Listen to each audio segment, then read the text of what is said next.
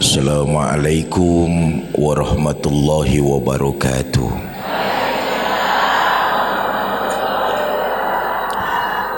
Bismillah walhamdulillah, salatu wassalamu ala rasulillah, amma ba'du.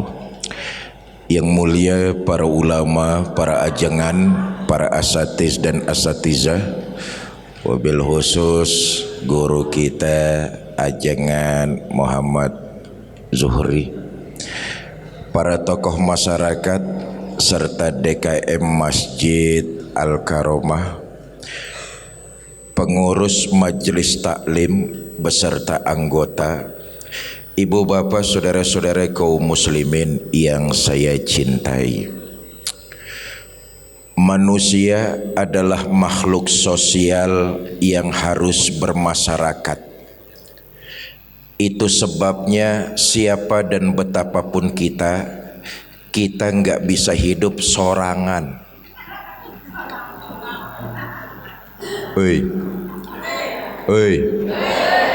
Siapa dan betapapun kita nggak bisa hidup sendirian. Kalau ada orang Ciparai ngerasa bisa hidup sendirian tanpa bantuan orang lain, bodoh, dungu, beleg.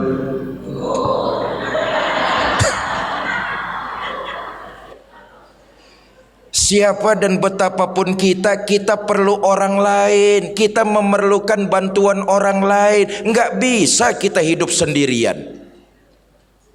Jangankan untuk persoalan yang susah, untuk hal yang mudah saja kita perlu bantuan orang lain. Apa contohnya? Senyum.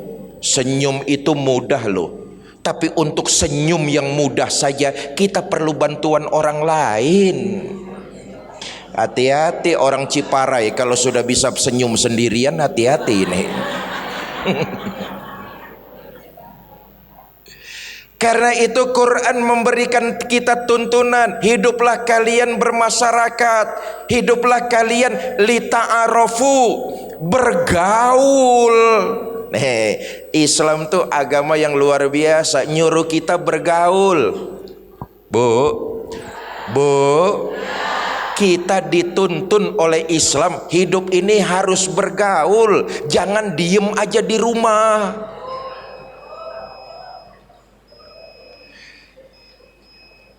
Kunci pergaulan itu sebenarnya sederhana. Yang namanya pergaulan tuh begini, apa yang kita rasakan gak enak, orang lain juga merasakannya sama. Itu kunci pergaulan tuh.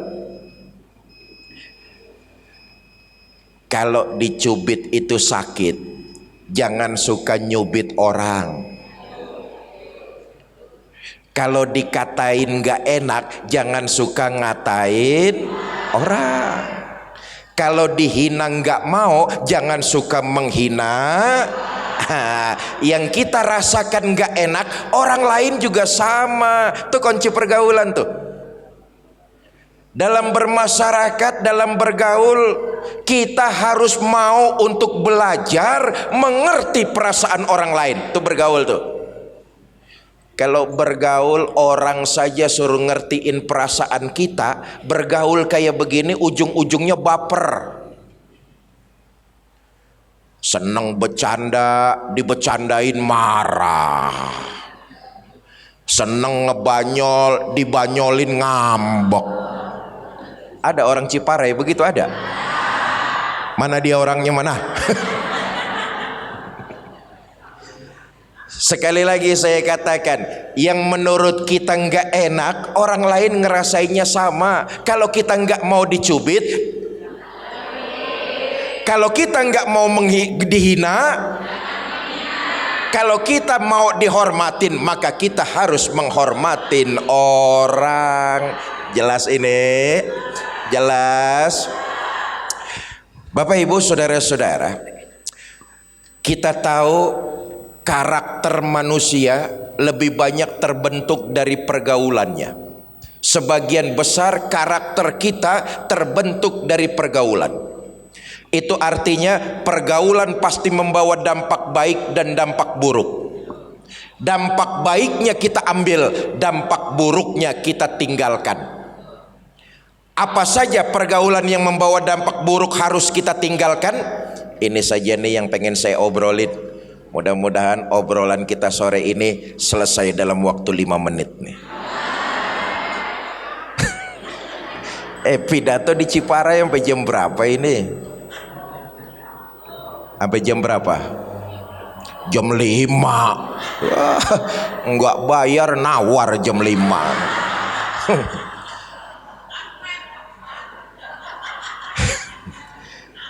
Ada informasi dari ajengan kita, ajengan Muhammad Zuhri, nanti ba'da asar lepas jam 3 lewat, insya Allah keluarga besar kita jamaah haji dari Ciparai akan tiba di Masjid Al-Karomah yang kita cintai ini. Aplusan jadinya masjid ini syiar dengan berbagai macam kegiatan-kegiatan agama, diantaranya menyambut keluarga kita yang baru pulang dari melaksanakan ibadah haji.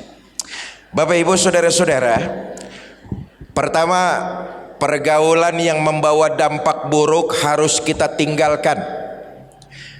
Jangan berteman dengan orang yang punya penyakit iri. Ini bahaya nih. Apa penyakit iri? Enggak seneng kalau orang lain dapat nikmat, enggak senang kalau orang lain lebih berhasil dari dirinya. Oh, penyakit iri ini penyakit yang sangat menyiksa diri sendiri. Orang lain yang senang, dia yang kebakaran jenggot.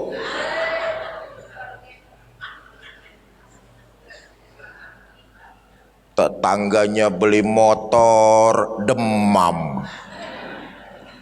Tetangganya beli mobil, opnam. Dengar di rumah sakit tetangganya bangun rumah, modar sekalian tuh. Menyiksa dirinya sendiri. Kenapa? Penyakit iri. Nggak seneng kalau ngelihat orang lain mendapat nikmat. Di akhirat itu saudara, penghuni neraka itu terbanyak orang yang memiliki penyakit hati. Nah ini hati-hati nih. Neraka itu sebagian besar penghuninya mereka yang memiliki penyakit hati. Enggak seneng ngelihat orang lain berhasil, enggak seneng ngelihat orang lain bahagia. Dicari-cari kesalahannya, lalu diputar balik, diomongin sama orang lain. Nih iri nih. Begini, Bu, kalau ada orang yang iri kepada kita, diamkan saja. Ketahuilah dan harusnya kita makin bersyukur kepada Allah. Ada sesuatu yang Allah berikan kepada kita, enggak diberikan kepada orang tersebut, makanya orang itu iri. Ada nikmat Allah yang diberikan kepada kita tidak diberikan kepada orang itu, makanya itu orang irinya kabina-bina. Kabina-bina tuh apa? Kabina-bina tuh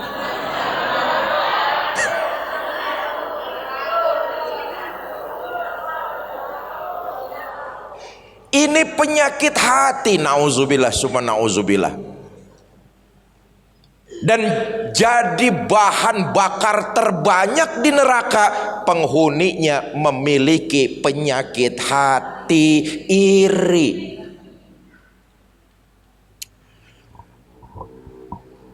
Padahal Nabi mengajarkan kepada kita umat Islam, kalau tetanggamu dapat nikmat, dia bahagia, kamu ikut merasakan kesenangannya juga. Itu yang diajarin Nabi tuh. Alhamdulillah, warung tetangga saya rame, rezekinya lancar. Mudah-mudahan bayar zakatnya bisa lebih besar. Alhamdulillah. gitu. Oi, ini warung tetangga rame gosip. Terang aja warungnya rame. Kemarin baru pulang dari Gunung Kawi. La ilaha illallah. Yang diajarkan Nabi itu tetanggamu dapat nikmat, dia bahagia, kamu ikut merasakan kesenangannya juga. Alhamdulillah tetangga saya beli motor baru, kapan-kapan kan saya bisa minjem. Kalau dikasih. Tetangganya beli mobil baru, alhamdulillah tetangga saya beli mobil baru, kapan-kapan kan saya bisa minjem.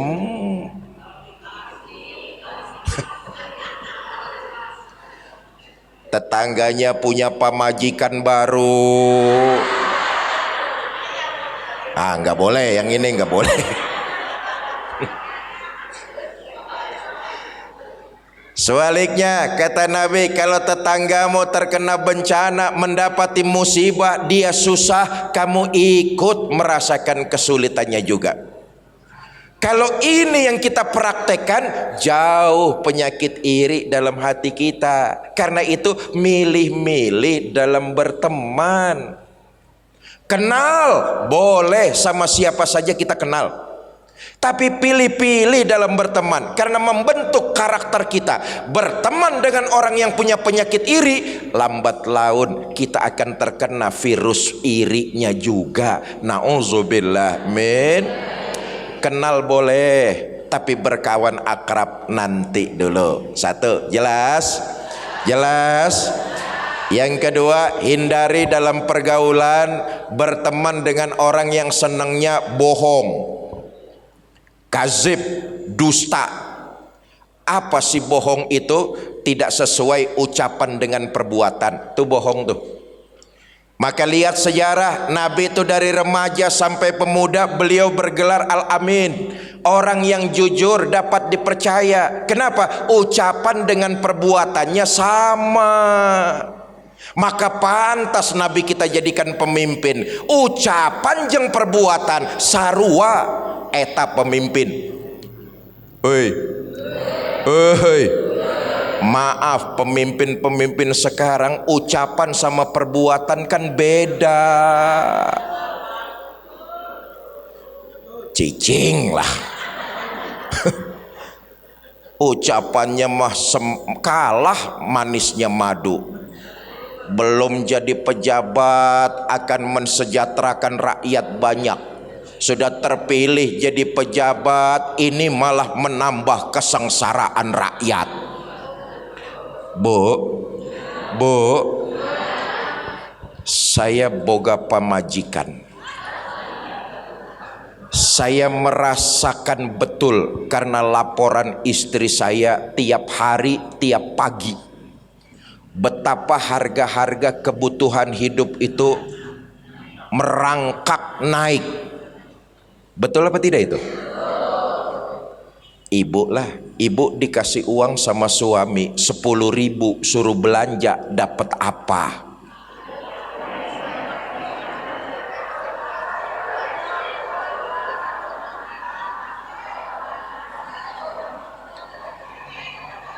Cengek.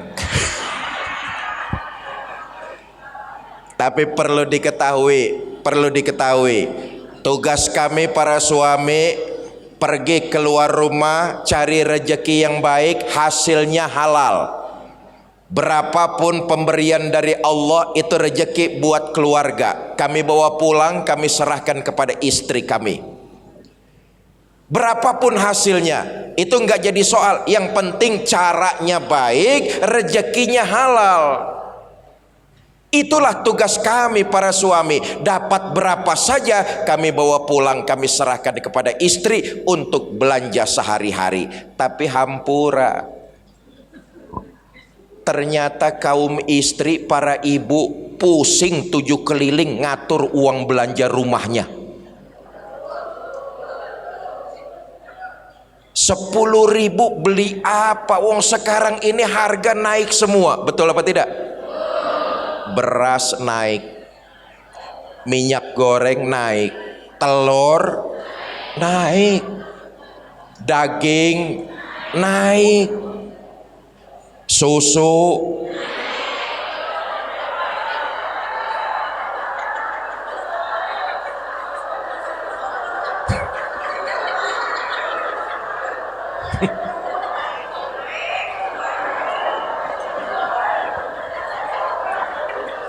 susu siapa yang naik lah?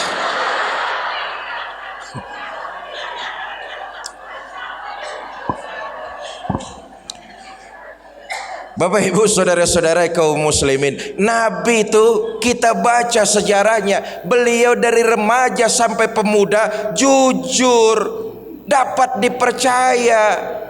Al-Amin, orang yang bisa dipercaya ucapan dengan perbuatannya sama. Tapi ayeuna kita hidup di desa, kita hidup di kampung, banyak orang yang senangnya bohong, ucapan dengan perbuatan gak sama, hobi bohong, memanipulasi kebaikan orang demi keuntungan dirinya sendiri, itu bohong tuh. Orang lain yang bekerja, orang lain yang berusaha, dia nggak ngapa-ngapain, tapi biar dilihat orang paling berjasa, kerja keras orang diakuin. Bohong nih, bohong. Persis kata tetangga saya, ayam yang bertelur, sapi yang dapat nama. Ayam ngeden mati-matian bertelur, sapi yang dapat nama. Tuh, telur mata sapi.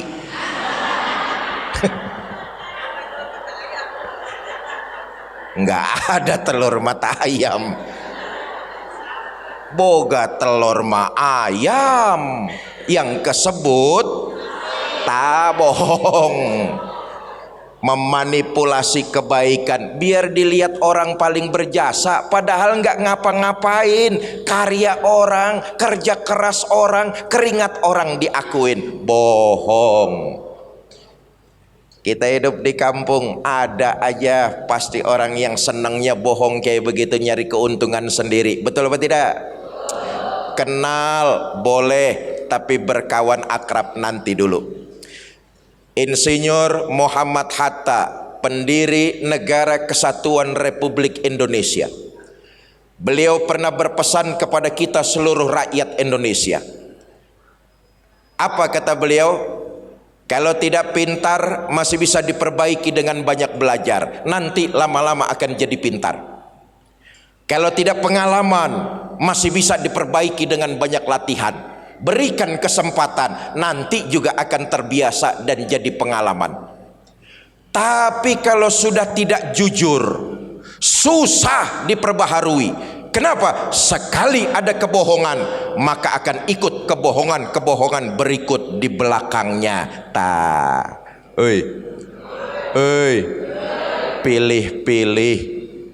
Kenal sama tukang bohong nggak apa-apa, tapi berkawan akrab nanti dulu. Kenapa? Virus bohongnya khawatir nular kepada diri kita. Nih hati-hati nih bu, apalagi seorang istri, jangan sampai berdusta dan menyia-nyiakan amanah yang diberikan oleh suami. Ketika seorang wanita belum bersuami, maka tanggung jawab mutlak ada kepada ibu dan bapaknya. Tapi ketika seorang wanita telah bersuami, maka dia wajib menjaga amanah yang diberikan oleh suaminya. Jangan sampai ada dusta. Ya terusin aja sendiri lah.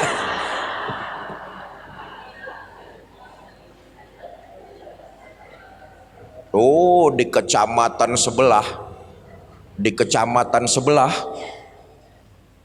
ibu-ibunya senang bener bohong sama suaminya. Izin sama suami mau ngaji, ngajinya mah cuma setengah jam, ngerumpinya sejam setengah. Oh, di kecamatan sebelah. Saya tanya, orangnya pindahan dari kecamatan Ciparai katanya.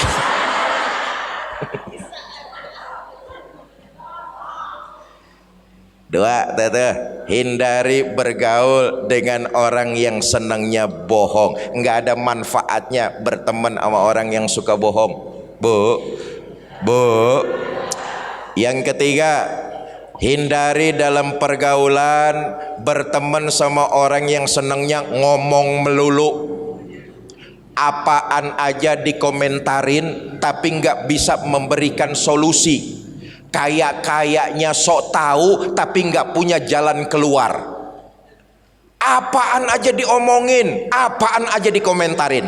Ada nggak orang kayak begitu tuh? Banyak.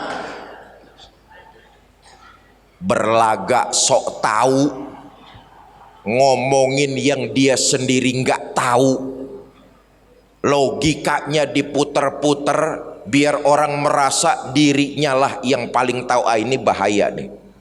Ngomentarin apaan saja, ngomongin apaan saja. Dulu waktu saya mondok di Tebu Ireng tahun 86-87, satu hari abah saya datang jengukin. Allah yarham Kiai Haji Zainuddin MZ. Abah saya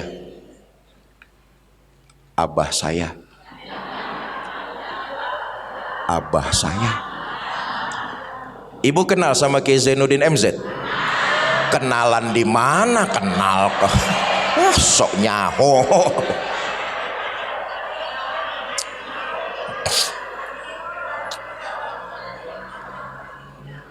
Kata abah saya begini, Fikri, camkan ini dalam kehidupan kamu nanti di tengah masyarakat. Kata abah saya, yang kamu omongin kamu harus tahu, tapi nggak semua yang kamu tahu harus kamu omongin. Nah, kelihatannya enteng, sederhana, tapi maknanya dalam. Yang kamu tahu, yang kamu omongin kamu harus tahu, tapi nggak semua yang kamu tahu harus kamu omongin. Lihat zaman sekarang nih, kebanyakan orang komentar bukan ahlinya, bukan faknya, sok tahu tapi ikut nimbrung, ikut ngomongin. Betul apa tidak? Bukannya urusannya makin baik, malah makin rancu, babaliut.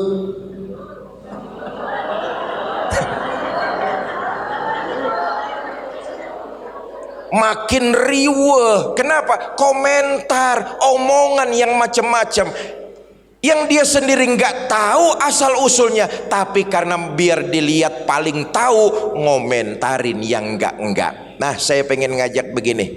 Pertama, Bu, hidup kita nggak akan pernah lepas dari mulut usil komentar orang lain. Apa saja yang kita lakukan pasti akan menimbulkan pro dan kontra.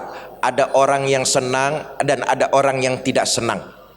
Apa saja yang kita lakukan, kita nggak akan bisa lepas dari mulut usil komentar orang lain. Saya berpesan, selama kita jamaah pengajian yakin jalannya di atas nilai kebenaran, nggak usah kebangetan puyeng dengerin omongan orang. Teruslah berjalan, teruslah menapaki nilai-nilai kebenaran, yakinlah akan kebenaran itu, dan teruslah berbuat. Jangan pernah takut salah berbuat dalam kebenaran. Andai kata kita salah berbuat dalam kebenaran, itu masih lebih bagus daripada kita tidak pernah salah karena tidak pernah berbuat dalam kebenaran. Cuma gara-gara takut dikomentarin orang, lalu nggak berani berbuat, takut salah, padahal yakin itu nilai kebenaran. Contoh, saudara baca Quran salah, itu masih lebih bagus daripada saudara tidak pernah salah karena tidak pernah baca Al-Quran. Saya dong baca Quran nggak pernah salah. Bacanya kapan? Nggak pernah. Satu nih, Selama kita berjalan di atas nilai kebenaran, jangan terlalu pusing dengerin komentar orang. Jelas ini? Yang kedua, kalau ada yang ngomentarin tentang kita, cicing wae. Kenapa? Sesungguhnya sedang terjadi transfer pahala. Pahala kita bertambah, dosa kita berkurang. Pahala kita bertambah dari mana? Orang yang ngomongin kita oleh Allah, pahalanya dikirim kepada diri kita. Dosa kita berkurang, kemana perginya? Oleh Allah ditimpakan kepada orang yang lagi ngomongin kita. Berusahalah kita untuk bersabar, menahan diri. Nah ini penting nih. Yang bisa kita lakukan adalah menahan diri kita. Adapun menahan dari pihak luar kita nggak akan bisa. Yang bisa kita lakukan adalah menahan diri kita. Mengingat keutamaannya luar biasa. Kalau ada orang yang ngomongin kita, sesungguhnya sedang terjadi transfer pahala. Nih, begini. Nih, mudah-mudahan yang hadir di masjid nih masuk surga semua nih. Ada nggak yang hadir 50 orang nih? Lebih 100 orang? Lebih 1000 orang? Campur yang goib di sawah-sawah tuh. Nih ratusan orang yang sore ini hadir, insya Allah mudah-mudahan masuk surga semua. Saya hanya ingin menyampaikan, pertama, kalau kita masuk surga, amin. Itu yang pasti atas berkat rahmat Allah. Itu pasti. Yang kedua, janganlah kita menyangka kalau kita nanti masuk surga, kita masuk ke dalam surga karena amalan pahala sholat kita. Oh jauh amalan pahala sholat kita menyebabkan kita masuk surga, jauh. Amalan puasa jauh, amalan haji jauh. Kita tahulah kualitas ibadah diri kita sendiri. Kita yang paling tahu kualitas ibadah kita, betul apa tidak? Bercampur dengan ria, bercampur dengan ujub, bercampur dengan ingin dilihat orang. Kalau kita menyangka kita masuk surga gara-gara ibadah kita jauh, kita paling tahu kualitas ibadah kita banyak dan tercampur dengan unsur riya, enggak ikhlas. Tapi rupa-rupanya yang menyebabkan kita masuk ke dalam surga, amalan-amalan itu ada tambelannya. Rupa-rupanya dari kesabaran kita terhadap orang yang ngomongin kita, kita diamkan saja, kita tidak bereaksi. Selama itu aliran pahala masuk ke rekening pribadi kita. Boleh jadi pahala itulah yang menambal bolong-bolongnya ibadah wajib kita. Jelas ini? Jelas? Sabar gampang diomongin, susah untuk dikerjain. Betul apa tidak? Karena itu mulai dari sekarang tahapan-tahapan sabar itu harus kita tapaki supaya sedikit demi sedikit keutamaan kita jadi makhluk Allah mempunyai maqamam mahmuda, tempat yang baik di sisi Allah dengan sabar. Sabar itu tingkatan terendahnya begini kata para ulama. Yang namanya sabar itu persis ketika pertama kali kita mendapatkan musibah, bagaimana reaksi kita, itulah sabar terendah. Jadi saat kita tertimpa bencana, reaksi kita itulah tingkat kesabaran kita. Contoh, ada orang ditinggal mati keluarganya, nangis sejadi-jadinya. Gerung-gerung. Gerung-gerung itu apa bahasa Sundanya? Gerung-gerung itu meraung-raung bahasa Indonesia. Jejeritan. Ada orang ditinggal mati keluarganya, begitu dapat kabar jejeritan, nggak karu-karuan. Selang 1 jam kemudian dia baru menyadari, lalu ngomong sama teman-temannya, saya sabar, sedang diuji musibah, keluarga saya meninggal. Itu bukan sabar. Sabar itu bukan di situ. Jejeritan itulah refleks dari kesabaran kita.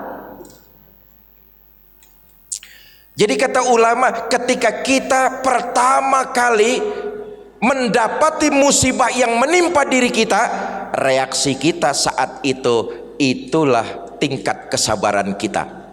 Makanya saya pesan, ini harus dilatih. Bu, hampura biasanya kan kaum ibu nih, istri yang panikan. Ya wajar sih, namanya AWW memang begitu. Panikan. Tapi lihatlah, kita ini punya sejarah. Sayyidah Ummul Mukminin Sayyidah Khadijah radhiyallahu anha, istri baginda Nabi, pendamping setia. Beliau menunjukkan sebagai seorang istri yang tidak panik. Kenapa? Tingkat kesabarannya luar biasa. Naon buktina Ustadz? Lihat sejarah mencatat, ketika dari Gua Hira baginda Nabi menerima wahyu pertama. Begitu pulang badan Nabi demam. Betul apa tidak? Sebagai seorang istri ngelihat suaminya sakit, tentu was-was. Kayak ibu lah, suami pulang kerja badannya demam, kira-kira khawatir apa tidak? Khawatir apa tidak? Itu pantas istri. Tapi nggak gerasak gerusuk. Tingkat kesabarannya harus dilatih. Sayyidah Khadijah begitu suaminya pulang dari Gua Hira, mendapati wahyu pertama, badannya demam, panas dingin, menggigil. Nabi pulang, istrinya tahu bahwa suaminya sedang tidak enak badan, sakit. Kata baginda Nabi, zalimuni, wahai istriku, ambilkan selimut, selimuti badanku ini. Berarti kalau suaminya minta diselimutin, lagi sehat apa lagi sakit? Diselimutin sama Sayyidah Khadijah. Kesabaran seorang istri, walaupun perasaannya bukan main, gak karu-karuan, karena khawatir suaminya kenapa-napa, diselimutin oleh istrinya. Sayyidah Khadijah enggak bertanya, diam lebih dahulu, nunggu suaminya rada enakan, eta sabar.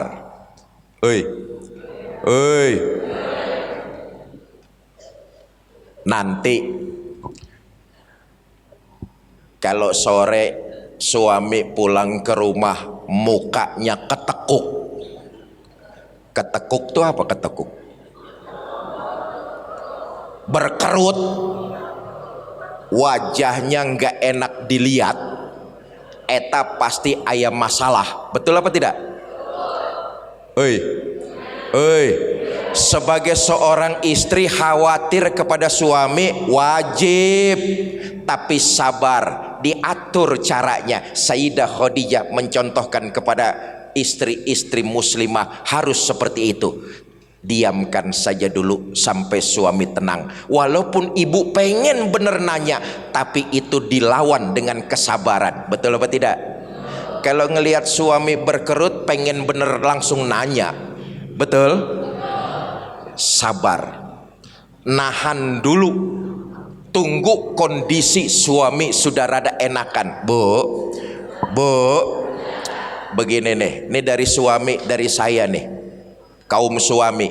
Suami itu sebetulnya kalau lagi nggak pengen ditanya, jangan dibombardir dengan berbagai macam pertanyaan. Itu bikin suami tambah kesel. Woi, woi, dengerin belaga budak ibu-ibu nih kalau dikasih tahu. Kalau suami lagi mukanya nggak enak, berikan waktu buat suami. Ibu melatih kesabaran ibu nih. Berikan waktu kepada suami untuk jeda rehat sebentar, mengumpulkan tenaga-tenaga sisa. Yang kedua, yakinlah Bu, yang namanya suami, dia bersandar kepada istrinya.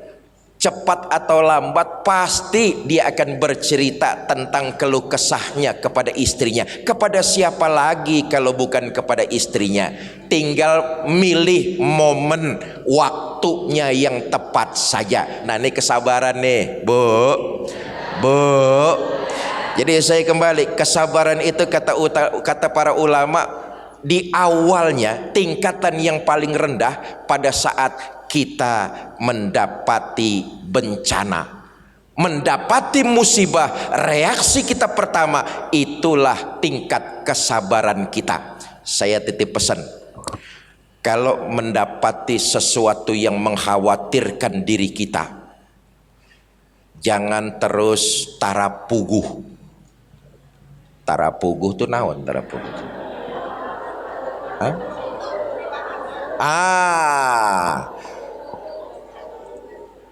Beling satan tuh apa? Enggak karu-karuan. Gelisah. Kalau mendapati sesuatu yang tidak enak, nih saya titip pesan Bu, melatih tingkat kesabaran kita. Kalau mendapati sesuatu yang tidak enak dalam kehidupan kita, jangan gampang gelisah. Iya, ini kuncinya saya mau kasih tahu ke ibu semua nih. Berikan sepersekian detik di dalam otak kita untuk kembali berpikir jernih.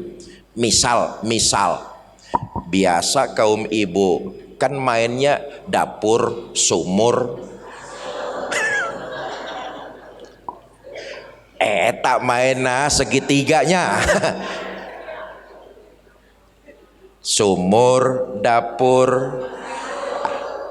Ibu lagi masak, tiba-tiba kompor meleduk, kobaran api besar menggunung. Panik te, manusiawi, khawatir, tarapugu pasti.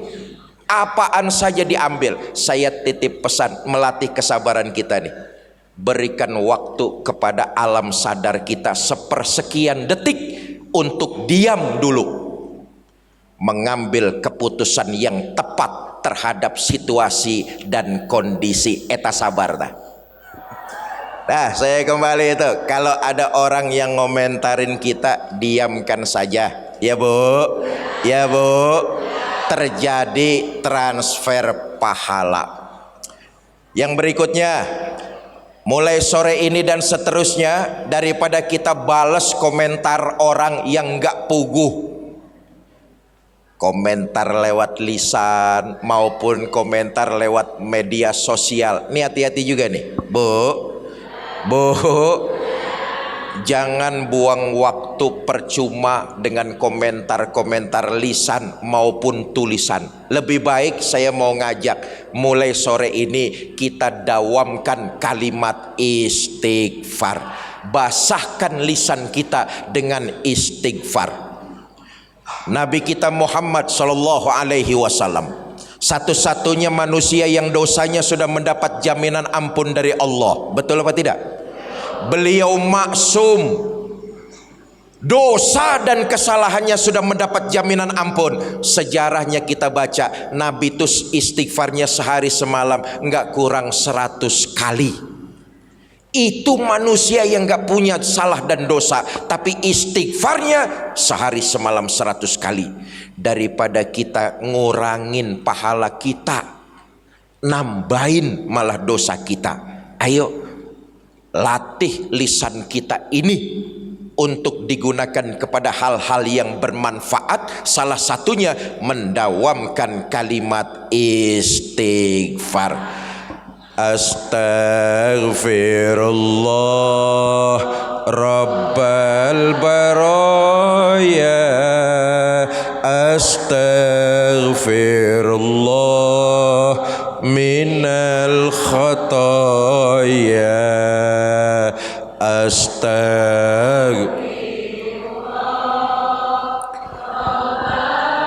Allahumma arhamna fa innaka khairur rahimin, Allahumma ansurna fa innaka khairun nasirin, Allahumma ighfir lana fa innaka khairul ghafirin, Allahumma iftah lana fa innaka khairul fatihin, Allahumma rzuqna fa innaka khairur raziqin birahmatika ya arhamar rahimin.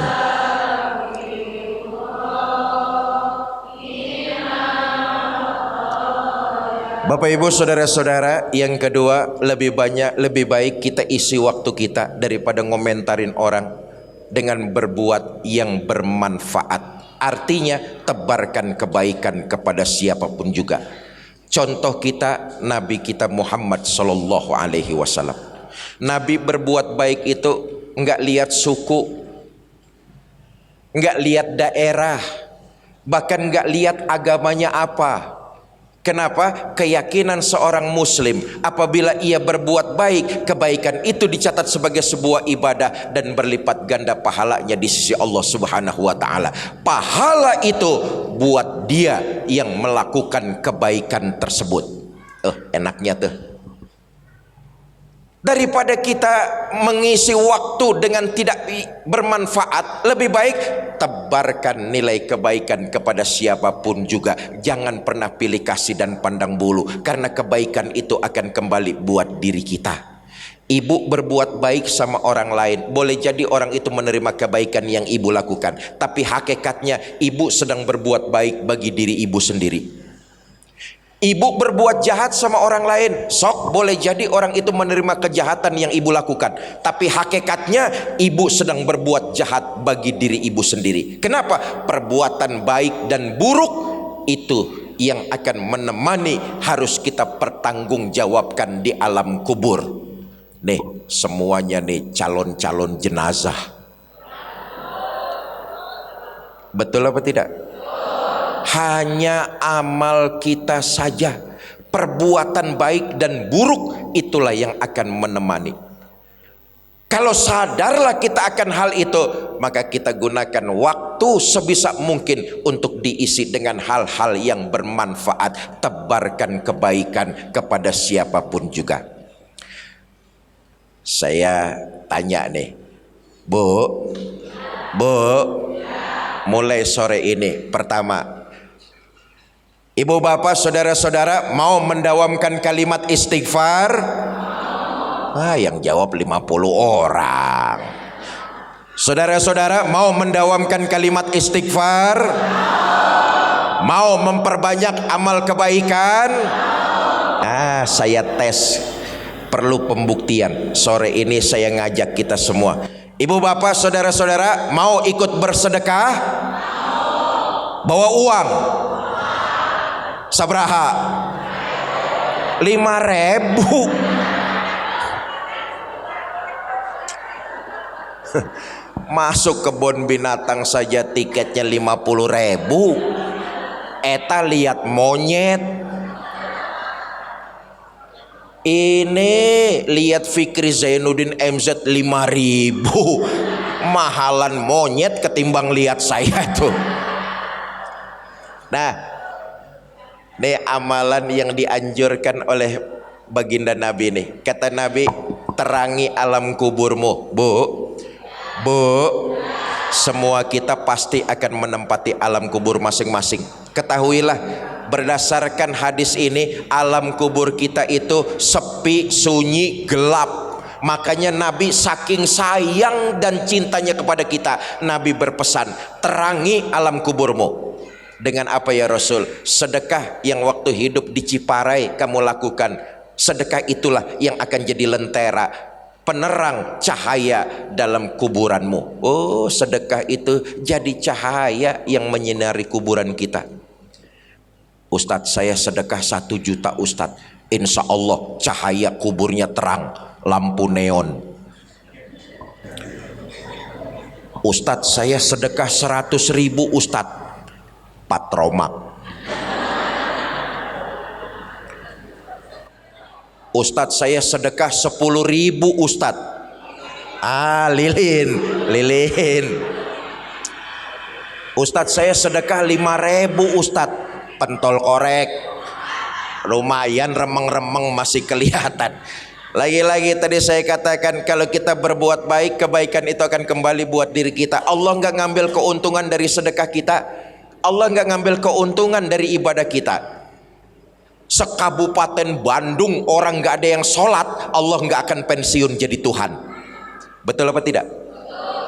Se-Indonesia orang nggak ada yang sedekah, Allah nggak bakalan bangkrut jadi Tuhan. Allah maha kaya, Allah maha gagah, Allah maha perkasa. Sedekah, perbuatan baik, ibadah yang kita lakukan, semua itu manfaatnya akan kembali buat diri kita. Nanti petugas akan mengitarkan kotak-kotak amal. Ayo kita buat lentera penerang cahaya di alam kubur kita. Diisi seikhlasnya, Bu. Kalau ada yang terlanjur poho, nggak bawa uang karena tadi disamper buru-buru sama teman, pergi uangnya ketinggalan di rumah, ya udah nggak apa-apa. Nanti petugas kotak amal sampai depan ibu pinjem dulu sama tetangga sebelahnya. Kalau tetangganya sama-sama nggak bawa uang, ya sudah nggak apa-apa, ibu pura-pura saja masukin tangan ibu ke dalam kotak amal, tapi jangan ngambil yang di dalam. Mana petugas, sudah siap? Dimulai dari saya dulu sini. Sambil kita sedekah, kita sama-sama sholawatan. Allahumma salli wa sallim ala sayyidina Muhammadin sahibil bushra, salatan tubashshiruna biha wa ahlana wa أولادنا وجميع مشايخنا ومعلمينا وطلبتنا وطالبتنا من يومنا هذا إلى يوم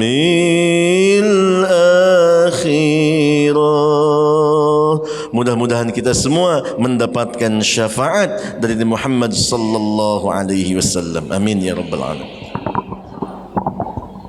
Bapak Ibu, jangan bubar dulu sebelum pembacaan doa, karena intisari keberkahan dari majelis adalah pembacaan doa. Pengajian dengan doa itu satu paket, seperti kita berpakaian, pakai baju dan pakai celana. Orang yang bubar pengajian sebelum dibacakan doa sama juga berpakaian tapi nggak komplit, pakai baju nggak pakai. Awas, hati-hati dilalerin. Karena itu sebelum pembacaan doa nanti untuk menambah keberkahan hidup kita, jangan bubar dulu. Nah, saya titip pesan tanpa bermaksud menggurui, Bu, sejak sore ini dan seterusnya, kalau kita melakukan amaliyah sedekah lagi, niatkan pahala sedekahnya kirim buat keluarga tercinta yang sudah meninggal dunia. Semua kita punya keluarga, semua kita punya ibu dan bapak. Kalau orang tua masih ada, terus berbakti. Kalau mereka sudah tidak ada, kirimkan doa dan pahala sedekah buat mereka. Mereka sangat menanti dan mengharapkan kiriman dari kita, anak incu keturunannya. Orang tua kita yang sudah meninggal saat ini ada di alam kubur, pilihannya cuma dua, nikmat kubur atau siksa kubur. Mudah-mudahan keluarga kita, orang tua kita mendapat nikmat kubur, amin. Tapi kalau takdirnya mereka di alam kubur dapat siksa, hanya amalan kiriman pahala doa dan pahala sedekah yang kita lakukan di alam dunia, itulah yang bisa meringankan siksa kubur mereka. Satu hari di dalam kubur, semua kita nanti pasti akan masuk ke situ juga. Kita akan nyusul orang-orang tua kita. Kita akan tahu rasanya, karena Quran memberikan kita informasi. Satu hari di dalam kubur, 1000 tahun di alam dunia. Sampai kapan? Sampai datangnya hari kiamat. Kalau satu hari kita nggak doakan orang-orang tua kita, keluarga kita yang sudah meninggal dunia, mereka mengharapkan 1000 tahun.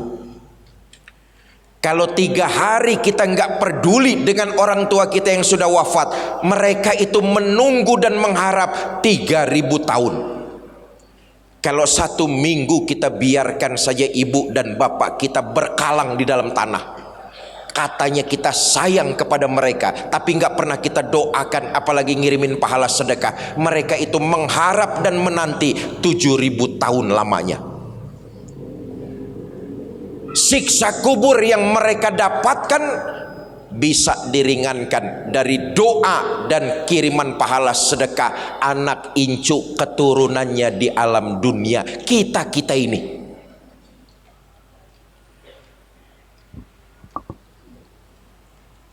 setiap hari Jumat Allah memberikan izin kepada ruh-ruh kaum muslimin. Untuk apa? Mengais-ngais kiriman pahala dari kaum muslimin yang ada di alam dunia. Khutbah kedua tadi khotib di mimbar berdoa, Allahumma gfir lil muslimina wal muslimat, mu'minina wal mu'minat, al ahya'i minhum. Sehari semalam kita sholat 5 waktu, fatihahkan keluarga kita yang sudah wafat. Itu sangat dinanti oleh mereka. Nanti kita akan merasakan itu sangat dinanti pahala kiriman fatihah itu kepada mereka.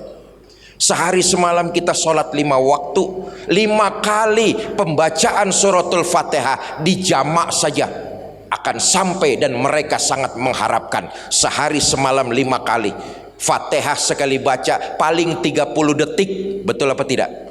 Tapi manfaatnya buat yang sudah ada di alam kubur sangat terasa sekali. Ada makalah Arab mengatakan, mafil ab fil abna, apa yang dikerjakan orang tua akan diikuti anak-anaknya juga.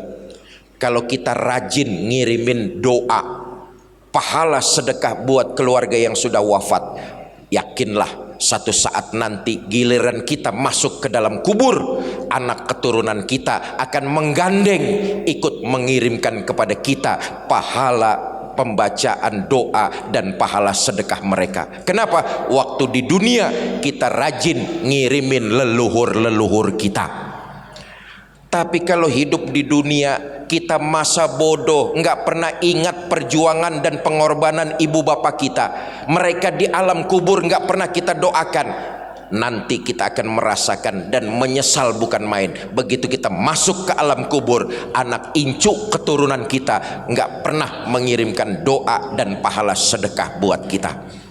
Saya hanya mengingatkan, baca fatihah cuma 30 detik, nggak lama. Sehari semalam kita sholat 5 waktu. Alam kubur bukan tahayul, akhirat bukan hurafat. Orang tua kita sudah tidak lagi bisa beribadah, mereka harus mempertanggungjawabkan. Di alam kubur pilihan cuma 2, ada nikmat kubur, ada siksa kubur. Mudah-mudahan mereka dapat nikmat kubur. Tapi kalau dapat siksa kubur, rajinnya kita ngirimin doa, rajinnya kita mengirimi pahala sedekah kita. Mudah-mudahan itu jadi wasilah terbukanya pintu rahmat Allah. Kuburan keluarga kita Allah jadikan radhah min riyadil jannah. Amin ya rabbal. Bapak Ibu, terima kasih kepada tokoh masyarakat Ciparai, pengurus Majelis Taklim kaum ibu serta DKM Masjid Al-Karomah dan teman-teman dari Yayasan Bunyanun Marsus. Yayasan Bunyanun Marsus inilah yang mensafari dakwahkan saya di Kabupaten Bandung dan sekitarnya. Insya Allah sampai hari Senin ada 12 kajian. Yayasan ini dipimpin oleh Kiai Haji Gaus Abdul Hamid. Beliau pengasuh pondok pesantren Bunyanun Marsus di Ujung Berung. Kami sedang mengusung satu program, mohon doa dan dukungannya. Apa programnya? Mencetak 1 juta penghafal Al-Quran. Ini bukan program hayalan, tapi ini program kenyataan. 1 juta penghafal Al-Quran. Ayo kita hitung-hitung data statistik. Indonesia ini jumlah penduduknya 285 juta orang. Islam agama terbesar di Indonesia, betul apa tidak? Muslim mayoritas 87%, jumlahnya 225 juta orang itu yang beragama Islam di Indonesia. Dari Aceh, Kabupaten Bandung sampai Papua, 225 juta orang.